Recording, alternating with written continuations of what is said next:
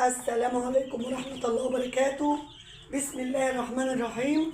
اللهم صل وسلم وبارك على سيدنا محمد وعلى آله وصحبه أجمعين. يا صباح الخير على كل إخواتنا وحبايبنا ومتابعينا جوه مصر وخارج مصر. بالله عليك كل شاهد الفيديو صلي على الرسول، حط لنا اللايك فضلا وليس أمرا، وجزاك الله كل خير. النهارده يعتبر أول يوم للكتاكيت البيضاء الصغيرة دي.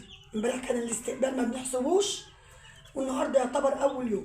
طبعا انا شلت السقايتين امبارح بعد ما خلصوا اللهم صل على سيدنا محمد محلول الجفاف البشري، وبالليل بيت على عسل، بس جبت سقايه ريتلي كامله مليتها كلها عسل عشان بحيث ان احنا ما ناخدش اماكن كتير في الصندوق.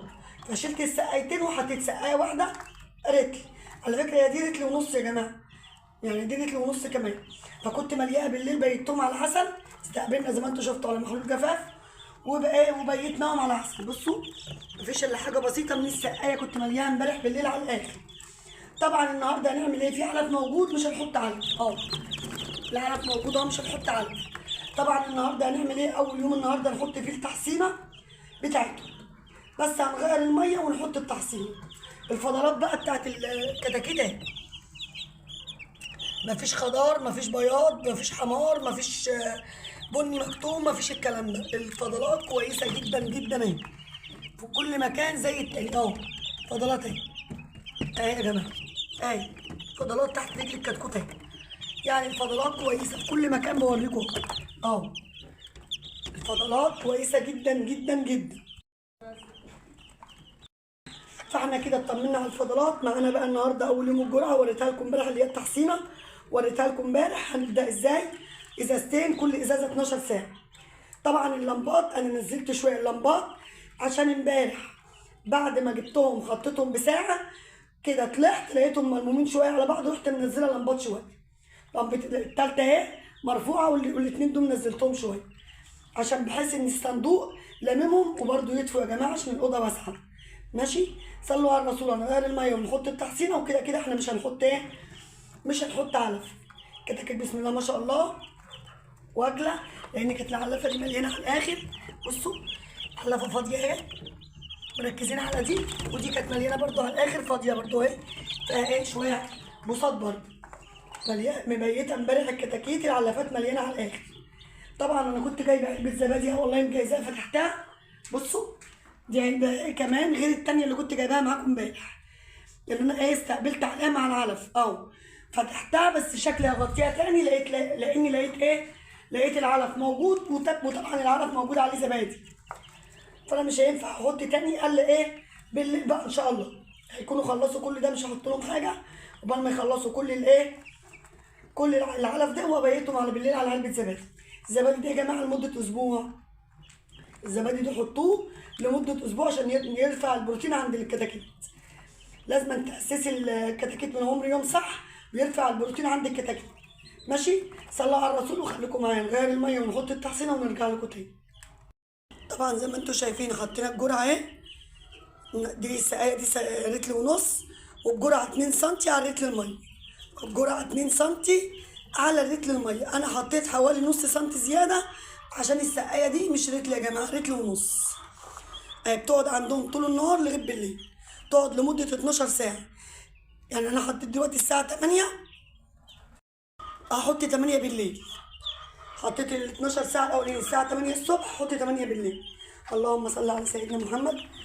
برضو بخش كده اشوف الكتاكيت. بصوا يا جماعه النوع كب، يا جماعه النوع كب نقطه سودا كده، النوع كب النوع كب. الكتكوت جايباه بكام يا ام مصطفى تاني للناس اللي نزلت اللي دخلت القناه جديد؟ ب 8 جنيه ونص. الكتكوت ب 8 جنيه ونص، والنوع كب. بسم الله ما شاء الله. الكب ممتاز جدا جدا في الشتاء، وبيتحول معاكي بسرعه، وبيشيل التقل بتاعه في الصدور. يعني الكب غير الرص بيشيل تقله في الوراك اللي هو الرص، وتحويله بطيء. لكن الكب تقله في الصدور والتحويل بتاعه سريع. وطبعا الرص تحويله من بعد ال 30 يوم غير الكب طبعا. بس الرص عنده مناعه صيف وشتاء. الكب كويس في الشتاء بس، لكن في الصيف محدش يجيبه، ما عندوش مناعه بيموت. اللي بيتحمل في الصيف الرص. لكن الشتاء كب وانتي مغمضه، كب وانتي مغمضه في الشتاء، اللي هو الايه النوع الكب ده. اللهم صل على سيدنا محمد. بنشوف الكتكوت كده بنشيله، نشوف الكتكوت بصي، اللهم صل عليك يعني بالحيويه بتاعته. بصوا في اقل من ثانيه الكتكوت اتقلب معاكي كده اهو. بصوا شوف الكتكوت واكل مش واكل. حاول ان انت تبصي على الحصاله بتاع الكتكوت، شوفي رجله دفيانه سقعان ملمومين على بعضهم. في حاجات مهمه جدا يا جماعه في تربيه الكتاكيت اهي، وبالذات اول اسبوع لما تجيبي فيه الكتاكيت. اول اسبوع لازم تاسسي صح وتهتمي بالحاجه صح. العلف اللهم صل على سيدنا محمد. وهم بدأوا ياكلوا هناك اهم برضو كده كده يا جماعه. الليل طويل، والناس اللي بتحط اكل على القد حطي بالنهار ماشي، لكن الليل طويل. عايزك ان انت تحطي اكل بزياده وميه بزياده، عايزك ان انت تحطي الاكل بزياده والميه بزياده. بصوا اللهم صل عليك يا نبي. ربنا يكرمنا فيهم يا رب ويطعمنا خيرهم، اللهم امين يا رب. ربنا يطعمنا خيرهم يا رب، اللهم امين يا رب. اللهم صل عليك يا نبي. انا بشوف الحيويه يا جماعه بتاعت الكتاكيت، لما تلاقوني ماسكه مثلا الكتكوت كده بحطه على ايدي كده، اشوف الحيويه بتاع الكتكوت. كتكوت كسلان مش قادر ينط يتحرك من على ايدي. بصوا بشوف الحيويه بتاع الكتاكيت اهو. في كتكوت كده تشيليه تحس ان هو همدان في ايدك اهو، متحركش اصلا خالص. بصوا اه. فاحنا بنشوف الحيويه بتاع الكتكوت عامله معانا ايه، مصهلل كسلان كده اهو. الصلاه على النبي اه. مش ميه واكل. التربيه مش ميه واكل، التربيه ما هيش ميه واكل. التربيه عايزه ان انت تهتمي بالحاجه، تعتني بالحاجه، تشوفي الحاجه واكله مش واكله، رجلها سقعانه رجلها دفيانه، الحراره كويسه، التهويه كويسه. تبصوا على الحصاله بتاعت الفراخ، تشوفها الفرخ واكل، الكتكوت واكل او مش واكل. تبصي على الاكل تشوفي نقص منك كل يوم ولا ما نقصي. العلافات زي ما هي يعني هم حطوا التركيز على العلافه دي نقصت خالص، لان انا حاطه اتنين عشان ما يبقاش في تفاوت عندي في الاوزان من العمر يوم. خلي بالكم الناس بقى اللي بتقول لي في كتاكيت بتبقى واقفه نايمه. والله يا جماعه كان عندي كتكوت واقف نايم امبارح وانا قاعده قدامه ومفيش ثانيه كان بيوقف بينام على نفسه، وجي كل والله يا جماعه، وجي شرب. فعادي يا جماعه، اعملوا اللي عليكم، دفوا وهووا المكان وظبطوه كويس واكلوا وشربوا واهتموا وارفعوا البروتين عند الفراخ وسيبوها على الله. انت مش عايزه الحاجه اللي انا اقدر اقول لك عليها، اعملي الحاجه اللي عليكي وسيبها على الله. وعايزه اقول لكم الفراخ بصوا واكله ايه، الفضلات تحت في الارضيه اهي، الفضلات بسم الله ما شاء الله اهو، واكلين اهو. اللهم صل عليك يا نبي.